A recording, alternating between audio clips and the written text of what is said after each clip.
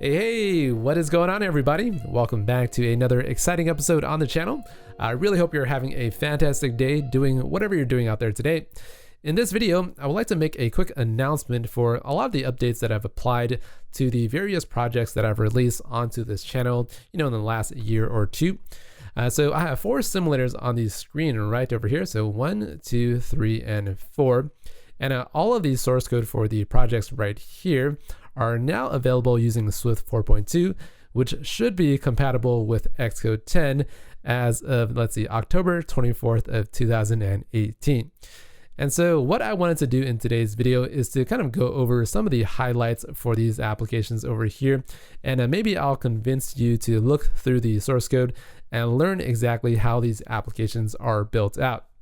All right, so starting on the very left side, we have this guy, the iPhone XR. This guy is actually the Firebase chat application that we worked on maybe a year or even 2 years ago. And so this application over here allows us to chat in real time with any of the users that sign up for this application here. And so if I wanted to type in a message down here, I can start typing it in. So here is a new message. Hit the enter or hit the send button. That message should show up down here. I don't have the auto scrolling working right now, but you can sort of figure out how to do that on your own. Something else that you can do is to send images and also send videos. I will demo how to send an image right now by clicking on, clicking on this nice lady in the short shorts right here. Let's kind of focus on the center here. Click on the choose and you'll see that her image should show up down here. And there we go. And then something else that you can do is to click on these images and it'll zoom it directly in the center of your application. Just like that, you can click on this image as well. Click on this top one and you see they nicely animate to the center of your application. So that's the Firebase chat messenger app that you can now download using the source link down below in the description. And then next up, we have the classic App Store, which kind of looks like this. I'm pretty sure all of you guys remember what the classic App Store looks and feels like, right? We have a vertical list like this. And I guess the most important part about this application is to sort of learn how to render a vertical list of rows. And inside of each one of your rows, you also want to be able to kind of horizontally scroll like that inside of every one of your rows. So that's kind of what we have inside of this application. That's the behavior for each one of our scrolly guys like that. And I don't think I showed you guys how to build out this different looking cell selection or this cell row right here. So if you want to learn how to do that, make sure to kind of look at the source code down below. Something else that you can do is to click on this application over here. So you see Frozen. Disney Build It Frozen, which was a pretty good movie. I think it did pretty well in the box office. And upon clicking that app, you'll kind of slide into the detail view for this application over here. You can kind of see that we have a couple of these screenshots related to this application. And if you click on the telepaint over here, it also goes into the detail view for this app, just like so. And it doesn't work for every application, but it works for this one here and also this one. And so the important thing to note is that it actually takes a while to figure out how to kind of pipe up the event of clicking on this horizontal collection view here, pipe it up to the overall table view or vertical collection view guy. And then finally, you have to kind of notify the entire controller that you want to kind of dive deep into a detail view like that. All right, so that's kind of the application that we built out, I think, in the very early days of this channel. So hopefully you guys are able to kind of pick up the Swift 4.2 using the latest updated source code. And then next up, we have the YouTube application over there. Maybe I'll shrink myself down a little bit. And back in the good old days of 2016, the YouTube application kind of looked like this. It looks a lot different compared to what you have in the current application. You no longer have this red bar, and all of the images look a little bit different.